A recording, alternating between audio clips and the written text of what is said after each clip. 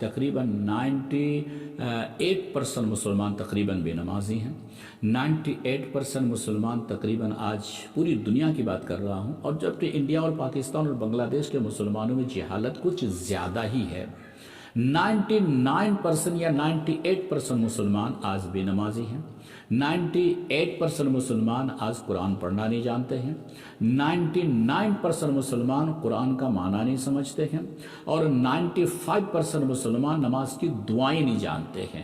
آج اسلام سے بہت سے دور ہو چکے ہیں ہم لوگ. گھروں سے قرآن ہٹ چکا ہے. قرآن کا حق ادا کر رہے ہیں. کیسے مردے ہوں، کوئی مرے تو ٹھیک ہے، قرآن لاؤ، حاجی کو لاؤ، گاجی کو لاؤ، مولوی کو لاؤ، طالب علم کو لاؤ، اسٹوڈنٹ کو لاؤ، اور مرنے والوں کے قریب میں بیٹھ کر کے قرآن پڑھو، یاسین پڑھو. یہ ایک رسم رہ گیا ہے کہ قرآن پڑھنا ہوگا، لیکن قرآن پر عمل کہاں؟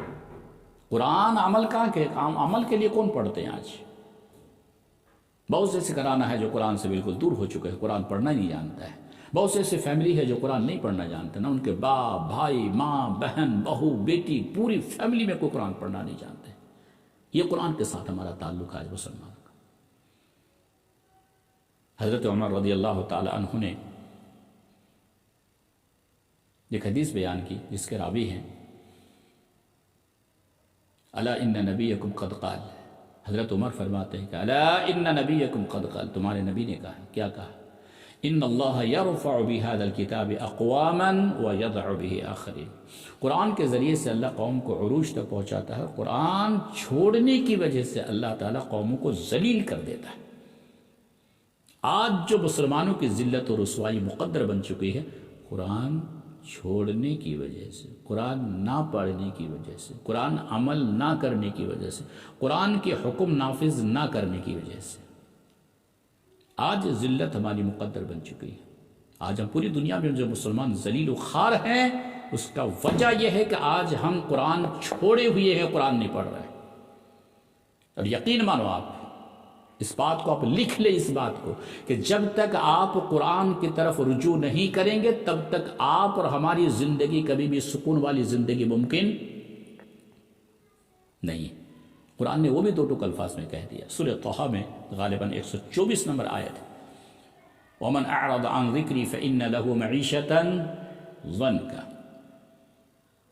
اللہ نے کہا جو میرے ذکر سے اعراض کرے گا اس کی زندگی تنگ بنا دیں گے. قرآن ذکر ہے، پڑھنا ذکر ہے، لیکن ہم قرآن پڑھنا ہی نہیں جانتے ہیں، پڑھتے بھی نہیں ہیں، سیکھتے بھی نہیں ہیں. تو جب تک آپ قرآن کو نہیں پڑھیں گے یا عمل نہیں کریں گے تب تک آپ کی زندگی اچھی ممکن نہیں ہے، اور یہ ذلت اور رسوائی کی زندگی مسلمانوں کی مقدر بن چکی ہے، اور یہ ایسا ہی رہے، ممکن نہیں ہے. اللہ رب العالمین دینا چاہتے ہیں. اللہ کی کچھ شروط ہیں.